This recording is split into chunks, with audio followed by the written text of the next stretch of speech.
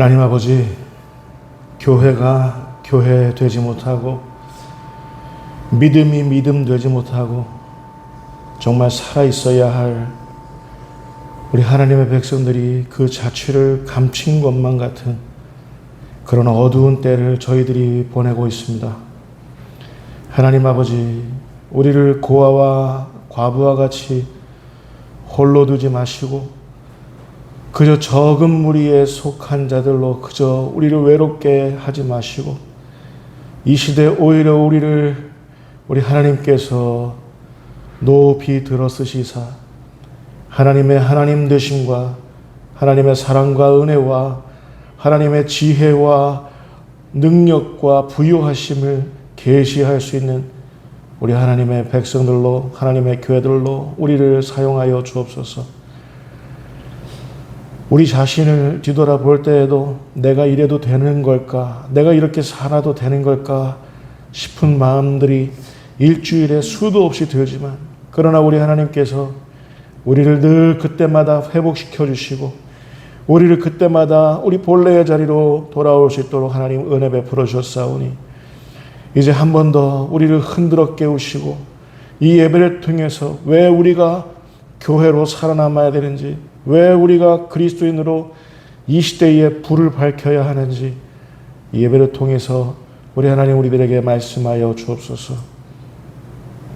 이 악한 때에 대한민국을 굽어 살펴주시고 이 악한 때에 우리 한국교회를 굽어 살피시사 오히려 열방에 우리 하나님의 복음을 드러내는 그런 민족으로, 그런 교회로 우리 모두를 사용하여 주옵소서.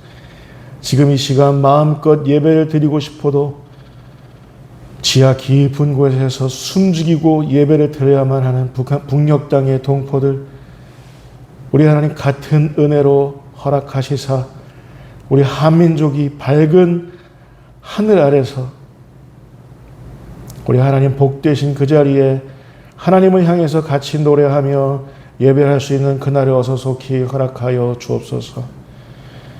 전쟁의 소문들이 온 열방 곳곳에서 들려오는 이때에 이제 저 악한 위정자들의 뿔을 꺾으시고 하나님께서 친히 세우신 사람들로 세계를 잠잠케 하여 주옵소서.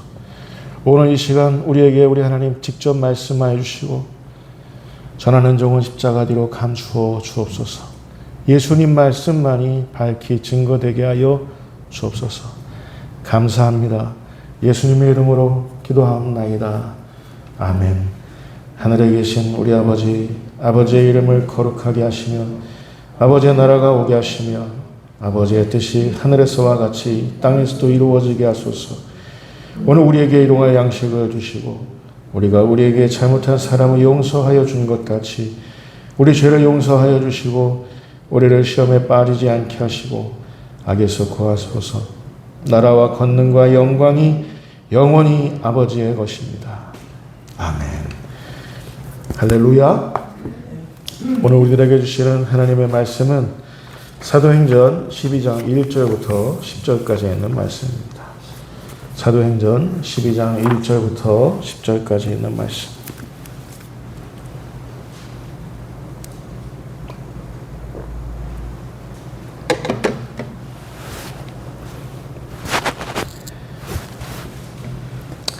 하나님의 말씀입니다. 여러분 경건하게 받아들이실 수 있기를 바랍니다. 1절부터 10절까지 제가 한 절, 여러분들이 한 절 교독하겠습니다.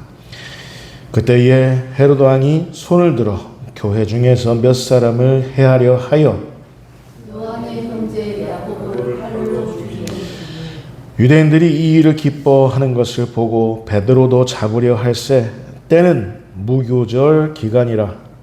당내 옥에 가두어 군인 몇십인 네펠에게 맡겨지고 6월절 후에 백성 앞에 끌어내고자 하더라.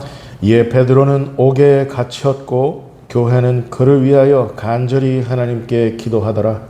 역시 잡아내려고 하는 그 전날 밤에 베드로가 두 군인 틈에서 두 쇠사슬을 내어 놓아줬는데 하수꾼들이 문 밖에서 옥을 지키더니 고련히 주의 사자가 나타나매 옥중에 광채가 빛나며 또 베드로의 옆구리를 쳐 깨워 이르되 급히 일어나라 하니 쇠사슬이 그 손에서 벗어지더라.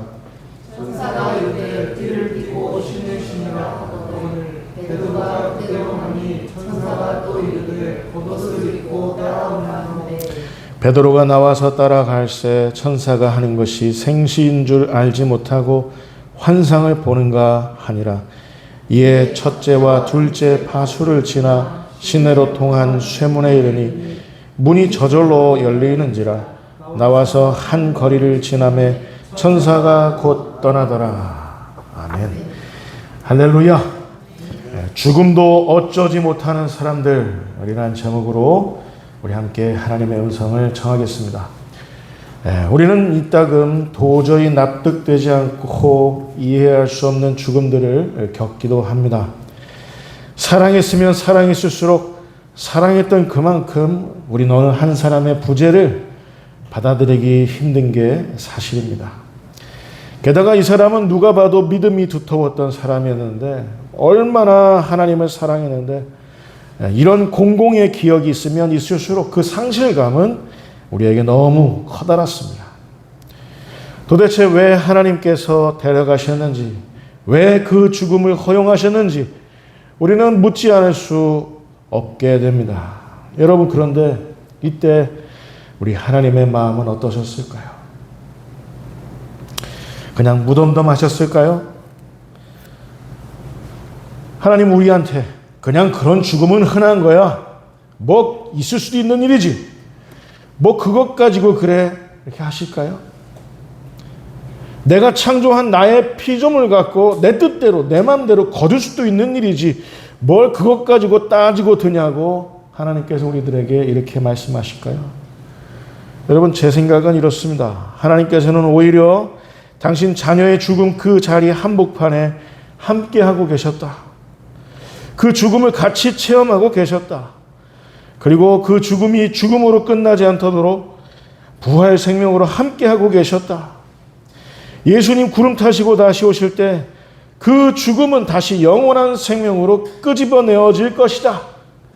그 죽음을 통해서 하나님은 하나님의 하나님 되심을, 하나님의 전능하심을, 하나님의 모든 사랑과 은혜, 모든 지혜와 부요하심을 계시하실 것이다 라는 것이, 이게 제 생각입니다. 시편 116편 15절 말씀이 그 증거입니다. 우리 같이 읽을까요? 시작. 그의 경건한 자들의 죽음은 여호와께서 보시기에 귀중한 것이로다. 여기서 귀중한 것이로다 라고 번역된 히브리어 야카르라는 말은 값을 따질 수 없다, 휘황찬란하다, 값어치가 무겁다라는 거예요. 여호와께서 사랑하시는 자들의 죽음은 귀중한 것이다 라는 의미는 휘황찬란하다, 값을 따질 수 없다, 값어치가 무겁다라는 의미예요. 하나님은 당신 자녀의 죽음을 알고 계셨지만 의도하지는 않으셨고, 다만 그 죽음은 값을 따질 수 없을 정도로 귀중했다, 너무 휘황찬란해서 그 값어치가 한없이 무거웠다라는 것이요.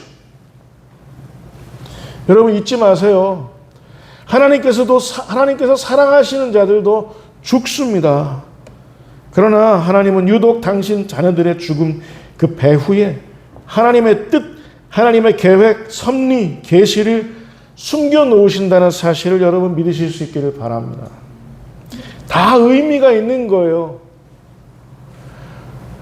하나님께서 사랑하시는 자가 죽는 것도 의미가 있는 거예요. 얼마나 귀중하며 얼마나 휘황찬란하며 얼마나 그 값의 무게가 무거운 건데요. 다 의미가 있습니다.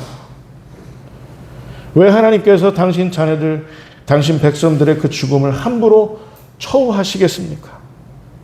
왜 아무것도 아닌 양 무의미한 것으로 내던지시겠습니까? 지난 시간 사도행전 강해 시간이지만 우리는 나실인 삼손의 이야기를 다룬 바 있어요. 삼손은 자기 정체성을 몸파는 여인에게 팔아버린 그 대가를 톡톡히 치렀습니다. 아름다운 머리털 7가닥은 맨머리가 되었고 두 눈은 뽑힌 채 하루하루를 맷돌 돌리는 짐승으로 그렇게 살았어야만 했습니다. 얼마나 치욕스러웠을까요? 치욕도 이런 치욕이 없습니다. 원수 블레셋은 그런 삼손을 희롱하고 싶어서 오기에서 끄집어내서 여기 경기장에 이렇게 데리고 나와서 우리가 막 이렇게 함부로 하자. 그래서 다곤 신당 두 기둥에 묶어두었습니다. 바로 그때 삼손의 기도가 있었습니다. 삼손의 머리털은 어느덧 다 자란 때였어요. 사사기 16장 28절부터 30절까지 말씀 우리 같이 읽겠습니다. 자, 같이 읽겠습니다. 시작. 삼손이 여호와께 부르짖어 이르되 주 여호와여 구하옵나니 나를 생각하옵소서. 하나님이여 구하옵나니 이번만 나를 강하게 하사 나의 두 눈을 뺀 블레셋 사람에게 원수를 단번에 갚게 하옵소서 하고 삼손이 집을 버틴 두 기둥 가운데 하나는 왼손으로 하나는 오른손으로 껴 의지하고 삼손이 이르되 블레셋 사람과 함께 죽기를 원하노라 하고 힘을 다하여 몸을 굽힘에 그 집이 곧 무너져 그 안에 있는 모든 방백들과 온 백성에게 덮이니 삼손이 죽을 때에 죽인 자가 살았을 때에 죽인 자보다 더욱 많았더라. 여러분, 삼손에게 허용된 하나님의 사명은 블레셋 사람들을 물리쳐라 라는 거였어요. 하나님께서는 죄를 지은 이 삼손의 죽음을 그냥 허무한 것으로 의미 없는 것으로 내버려 두지 않으셨습니다. 삼손은 죽었지만 그 죽음으로 자신의 사명을 오히려 다할 수 있었어요. 삼손은 죽었지만 그 죽음으로 자신의 오명을 씻을 수 있었습니다. 삼손은 죽었지만 그 죽음으로 살았을 때 원수 블레셋을 물리쳤던 것보다 더욱 많이 물리칠 수 있었습니다. 누가 그렇게 하셨습니까? 하나님께서 그렇게 하셨습니다. 삼손의 죽음은 죽음으로 끝났던 게 아니었죠. 오히려 하나님의 하나님 되심과 하나님의 힘과 능력과 지혜와 부요하심을 계시하는 도구로 쓰였다는 겁니다. 뭐가? 삼손의 죽음이. 삼손의 죽음은 헛되지 않았습니다. 오늘 본문에도 한 사람의 안타깝고 아까운 죽음이 소개되어 있습니다. 바로 사도 야고보. 요한복음, 요한 1, 2, 3서, 요한계시록의 저자 사도 요한의 형제 야고보의 죽음이었습니다. 재미난 것은 야고보와 요한 그리고 안드레와 시몬 베드레는 같은 동네 사람들이었어요. 마태복음 4장 18절부터 22절까지 말씀 볼까요? 우리 같이 읽겠습니다. 자, 시작. 갈릴리 해변에 다니시다가 두 형제 곧 베드로라 하는 시몬과 그의 형제 안드레가 바다에 금을 던지는 것을 보시니 그들은 어부라 말씀하시되 나를 따라오라 내가 너희를 사람을 낚는 어부가 되게 하리라 하시니 그들이 곧 그물을 버려두고 예수를 따르니라. 거기서 더 가시다가 다른 두 형제 곧 세베대의 아들 야고보와 그의 형제 요한이 그의 아버지 세베대와 함께 배에서 금을 깁는 것을 보시고 부르시니 그들이 곧 배와 아버지를 버려두고 예수를 따르니라. 야고보와 요한, 안드레와 베드로는 한날 한시에 같은 동네에서 제자로 부르심을 받은 사람들이었습니다. 이 네 명의 공통점이 그런 거예요. 같은 동네 살죠. 예수님이 한날 한시에 이들을 다 제자로 부르셨죠.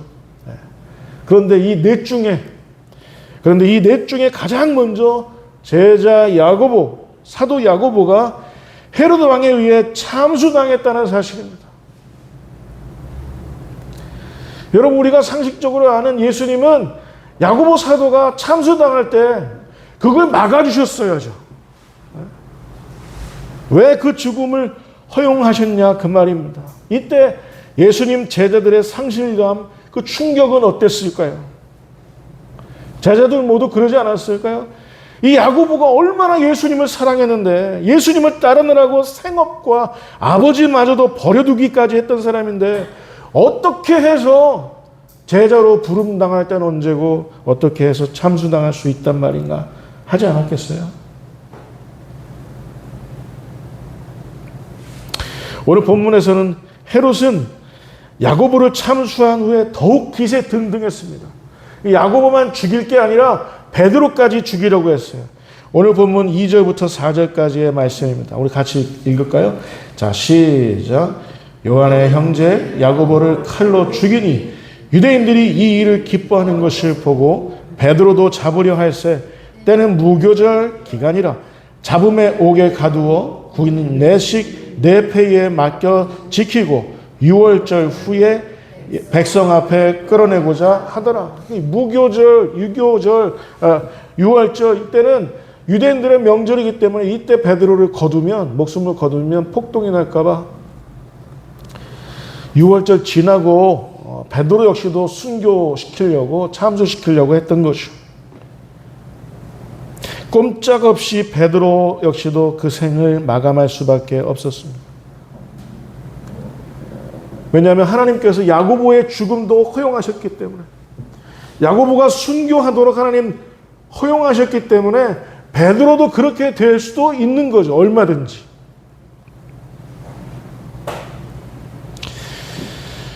잠시 잠깐 미뤄졌던 것뿐입니다. 6월절 탓에. 베드로의 순교는 이제 꼼짝없는 기정사실이었어요. 모든 교회는 야고보 사도에 이어 예수님의 수제자 베드로 사도마저 죽음에 넘겨줄 수는 없다라고 해서, 너무 큰 손실이다 해서 교회는 지금 게다가 뿔뿔이 흩어지고 또 흩어지고 있기 때문에 너무나도 베드로가 필요했다고 생각했겠죠. 교회는 베드로를 위해서 기도했습니다.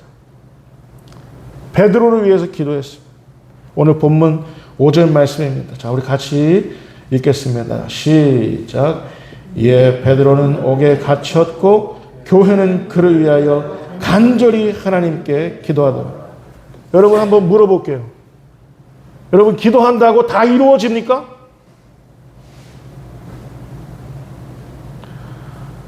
우리 장성도 선생님 기도한 것 다 이루어 주십니까? 기도한다고 다 그때 좋겠습니다. 제 경우는 그래요. 어떤 경우는 즉각 들어주시고 어떤 경우는 지연되었다가 들어주시고 또 어떤 경우는 거절하십니다. 특히 제가 정욕에 빠져서 그런 기도를 드릴 때는 거절하십니다. 교회가 야고보를 위해서는 기도하지 않았을까요? 야고보가 순교당했는데, 참수당했는데 교회가 야고보를 위해서는 기도하지 않았을까요? 저는 기도했다라고 생각합니다.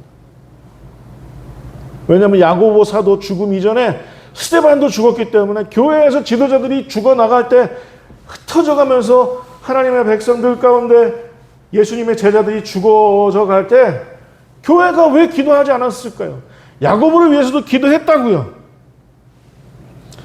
그런데 어떤 경우는 하나님이 살려주시고 어떤 경우는 예수님이 그냥 순교당하도록 제자들이 순교당하도록 내버려 두시는 걸까요?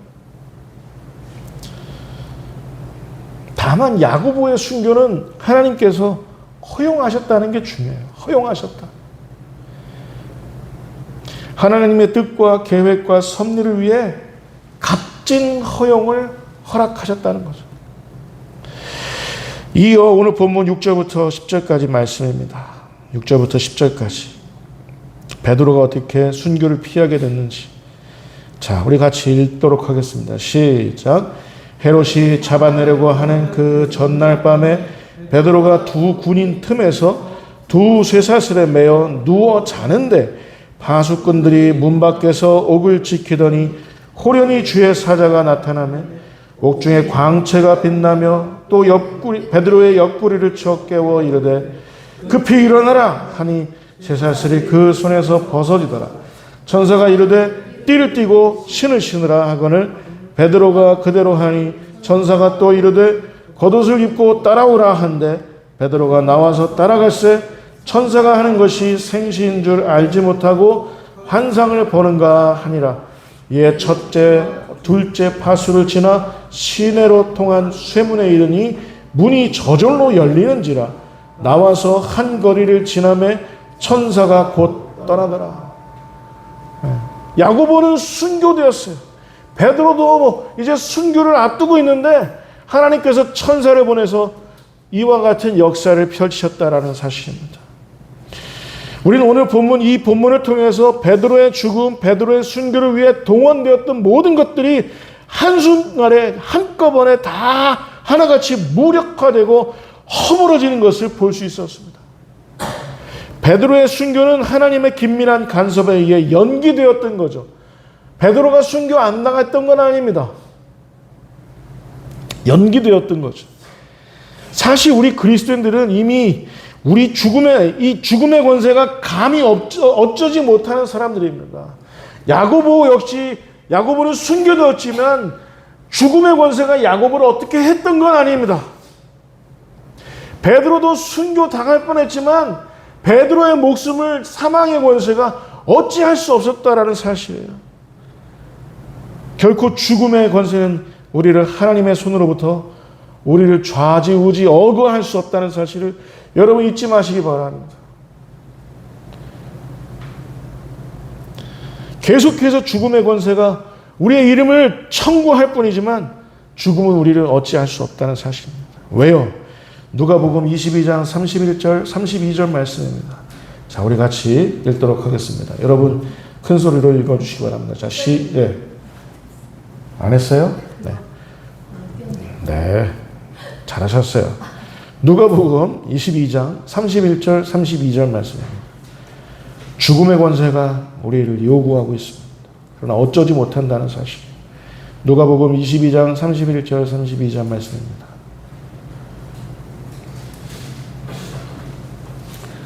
다 찾으셨죠? 네, 주의 사랑으로 용서합니다. 누가복음 22장 31절 32절 말씀. 자, 우리 같이 읽을까요? 자, 시작. 시몬아, 시몬아, 보라 사탄이 너를 밀가부로 하려고 요구했으나 그러나 내가 너를 위하여 내 믿음이 떨어지지 않기를 기도하였노니 너는 돌이킨 후에 내 형제를 굳게 하라. 사탄이 야고보 사도의 목숨도 요구했고 베드로 사도의 목숨도 요구했지만 밀가부로 타려고 키에서 이렇게 가부로 타려고 했지만 선구했지만 예수님께서 어떻게 하셨다는 거예요? 여러분 따라서 보실까요? 중보기도. 여러분 잊지 마십시오. 우리는 예수님이 중보기도해 주시는 그런 존재들인 것을 여러분 잊지 마시기 바랍니다. 우리는 살아도 주를 위하여 살고 죽어도 주를 위하여 죽습니다. 우리 생명은 예수 그리스도 안에 영원하기 때문입니다. 그 영원한 생명이 우리 목숨을 지배하고 있는 거죠. 우리가 죽음에 처하든지 우리가 죽음에 처하지 않든지 영원한 생명이 우리를 인도하신다는 사실, 여러분 지배하신다는 사실을 잊지 마시기 바랍니다. 여러분 생각해 보세요. 죽음의 권세가 감히 우리에게 할 수 있는 게 뭐가 있겠어요? 뭐가 있겠어요? 사도 바울의 이 용감한 고백을 보십시오. 고린도전서 15장 55절 말씀입니다. 자, 같이 읽겠습니다. 시작. 사망아, 너의 승리가 어디 있느냐? 사망아, 내가 쏘는 것이 어디 있느냐? 죽음의 권세는 이미 우리에게 무력한 것임을 바울은 선포하고 있습니다. 저는 고아예요. 우리 사랑하는 선친과 모친을 잃었던 그 사랑하는 부모님들이 죽으셨던 그걸 체험했어요. 이런 기도 저런 기도 많이 했습니다. 그러나 하나님께서 하나님 정하신 때에 그 목숨을 거둬가시더라고요. 저는 압니다. 감히 사망의 권세가 우리 아버지의 목숨과 어머니의 목숨을 감히 어쩌지 못했다는 사실을 저는 믿습니다.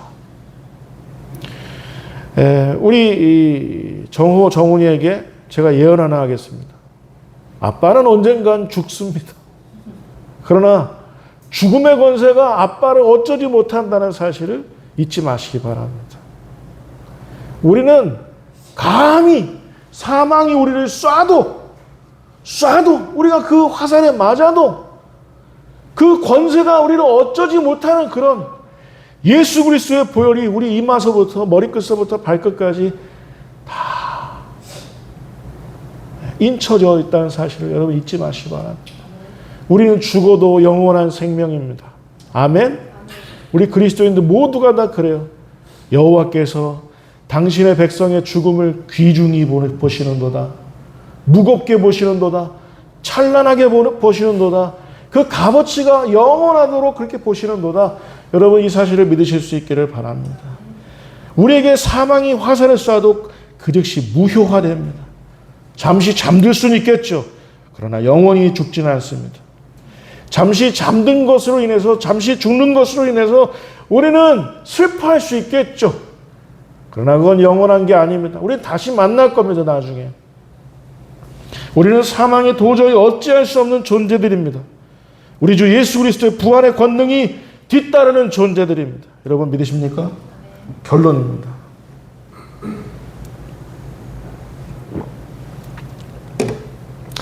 지금 모든 상황이 베드로의 욕심을 요구하면서 달려들고 있었습니다. 베드로와 같이 제자로 부르심을 받았던 야고보가 참수되는 그 소식을 들었어요. 베드로도. 이제 베드로의 목숨도 요구하고 있어요.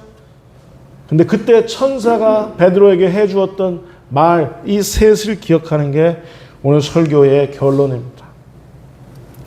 먼저 첫 번째 천사가 베드로에게 뭐라고 했죠? 급히 일어나라. 즉 베드로는 지금 손도 발도 이렇게 해서 어쩌지 못하고 있는데 지금 급히 일어나래요. 일어나서 어쩌자는 거예요. 그러나 천사가 얘기합니다. 급히 일어나라. 옆구리를 치면서 말합니다. 여러분 베드로가 만약에 계속해서 잠들어 있었으면 베드로를 향한 하나님의 구원 계획은 그 첫 단추는 꿰어질 수 없었던 거예요. 여러분 우리 역시도 지금 급히 잠에서 깨어 일어나야 됩니다. 아멘.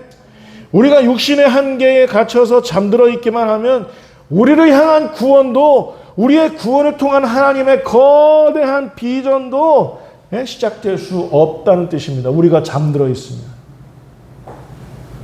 여러분 아멘 하실 수 있을까요?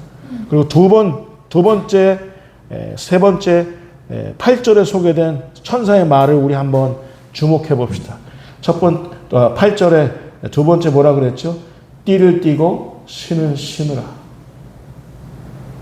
지금 다 묶여 있고 지금 뭐 요즘에 은팔찌 때 그때 뭐였죠? 하여튼 여기 묶이고 다 묶여 있는데 띠를 띄워봐야 무슨 소용입니까? 신을 신어봐야 무슨 소용입니까? 세 번째 뭐라 그래요? 겉옷을 입고 따라와. 묶여 있는데 뭘 겉옷을 입고 따라오라 그래요? 겉옷을 입을 수도 없어요. 이 두 번째, 세 번째 모두는 영적 전쟁을 향한 하나님의 전신갑주를 갖추라는 하나님의 명령인 것을 우리 기억해야 하겠습니다. 베드로는 초대교회가 당면하고 있는 영적 전쟁 한복판에 있었던 사람입니다.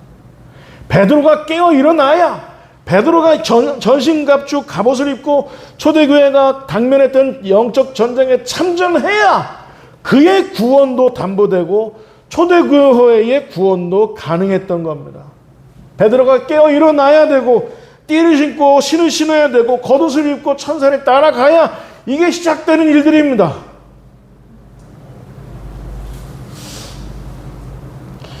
여러분 너무 이 영적 전쟁 말고 너무 이 세상 사람들의 유행이나 그들의 이념이나 그들의 관심사들이나 그들의 흐름에 대해서 연연해 하지 마시기 바랍니다. 우리는 이 세상을 다스리는 사람들이지 세상 흐름에 편승하는 사람들이 아닙니다. 다만 이 약한 때에 영적 전쟁에 관심을 가지실 수 있기를 바랍니다. 에베소서 6장 12절 13절 말씀 우리 같이 읽겠습니다. 시작. 우리의 씨름은 혈과 육을 상대하는 것이 아니요 통치자들과 권세들과 이 어둠의 세상 주관자들과 하늘에 있는 악의 영혼들을 상대함이라. 그러므로 하나님의 전신갑주를 취하라. 이는 악한 날에 너희가 능히 대적하고 모든 일을 행한 후에 서기 위함이라. 아멘. 여러분, 사탄은 있잖아요. 사탄은 이미 다 손에 넣었어요.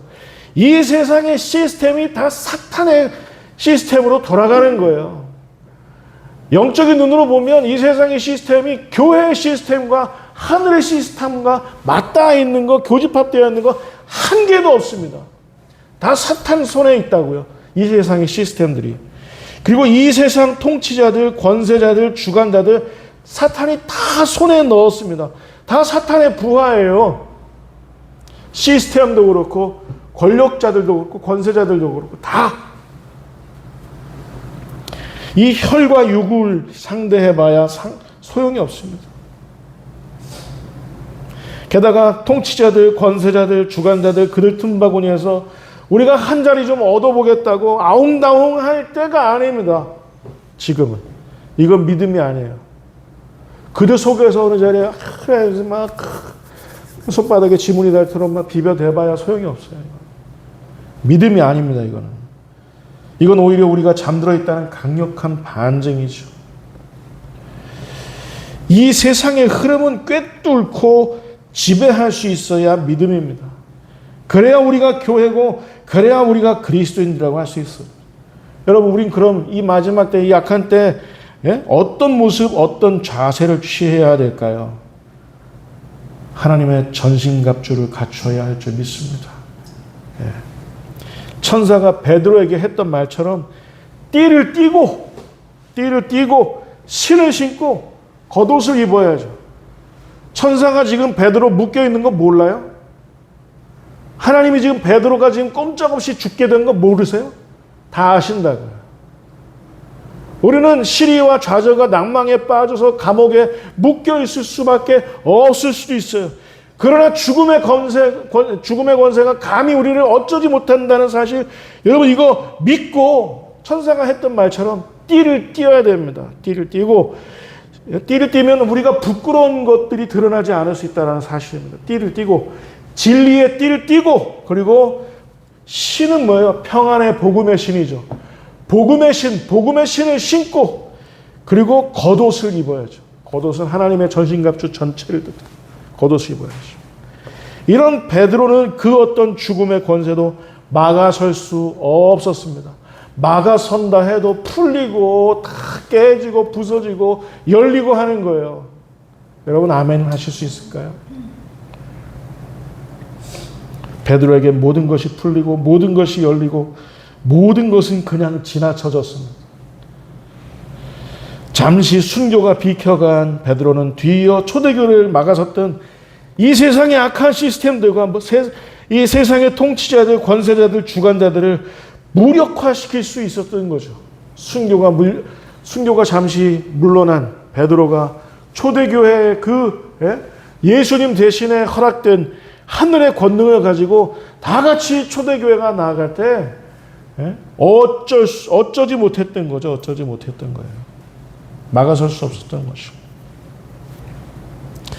저는 여기서 에베소서 6장 13절 말씀에 서기 위함이라 라고 해서 서기로 번역된 헬라어 히스템이라는 말, 이 말 뜻에 주목했습니다. 서기 위함이라 뭐냐면 준비를 갖춘다, 완벽한 준비를 갖춘다 라는 뜻입니다. 여러분, 이 시대의 악한 모든 흐름들은 우리가 피해갈 수 없죠. 어쩔 수 없이 그 시스템 속에서 악한 사람들과 그 권세자들과 함께 엮여서 살 수밖에 없어요. 그러나 이 죽음의 권세가 가득한 곳에서 우리가 마치 감옥에 갇혀 있는 것 같지만 그 속에서 아무리 사망 권세가 우리에게 불화살을 쏜다 해도 니들이 어쩌겠냐 하면서 띠를 띠고 신을 신고 겉옷을 입고 주님을 따를 줄 아는, 그래서 이 영적 전쟁에서 나도 승리하고 나를 둘러싼 사람들도 다 같이 승리하는 그런 영적 전쟁에서 승리를 이루실 수 있기를 바랍니다. 저는 우리 민지연 집사님이 감당하시고 계시는 이 어려움들을 다 압니다. 저도 해봤어요. 저 형도 해봤고 제 아내도 해봤고 다. 그러나 그 속에서 하나님의 아름다운 계시만이 우리 민 집사님에게 밝히 증거될 줄 믿습니다. 그리고 다 묵묵히 믿음으로 다 감당하시고 또 모친을 위해서 기도로 승리하시는 우리 여종이 되실 수 있기를 바랍니다. 우리는 이미 우리 이 시대의 약한 전쟁에서 하나님의 승리를 가져올 수 있는 그 만반의 준비, 시스템이 갖출 수 있는 우리 화평교회 성도들 다 되실 수 있기를 주님의 이름으로 축원드립니다. 그 승리는 이미 시작되었고 이건 따라서 보실까요? 기정사실. 승리는 기정사실입니다. 자, 우리 같이 기도하도록 하겠습니다. 하나님 아버지, 야고보 죽었습니다. 그러나 야고보를 그 누가 영원히 죽었다고 얘기하는 사람이 없습니다. 그는 죽었지만 영원히 살아 있습니다. 감히 베드로를 향해서 사망의 권세가 어쩌지 못했던 장면을 오늘 봅니다. 하나님, 우리는 베드로와 같이 죽음도 감히 어쩌지 못하는 사람들인 것을 믿습니다. 혹여 우리가 사랑하는 사람들이 죽음에 넘겨질지라도 또 우리가 또 죽음의 순간을 당한다 할지라도 우리가 사랑하는 사람들은 감히 죽음의 권세가 어쩌지 못하는 사람들인 것을 깨닫고 늘 그 자리에서 띠를 띠고 신을 신고 겉옷을 입고 우리 하나님 기적의 역사 속에 그 한복판에 서 있기로 결단하는 우리 화평교회 성도들 다 될 수 있도록 주님 역사하여 주옵소서. 이 약한 때에 능히 준비되는 히스테미의 사람들 다 되게 하여 주옵소서. 예수님의 이름으로 기도하옵나이다. 아멘.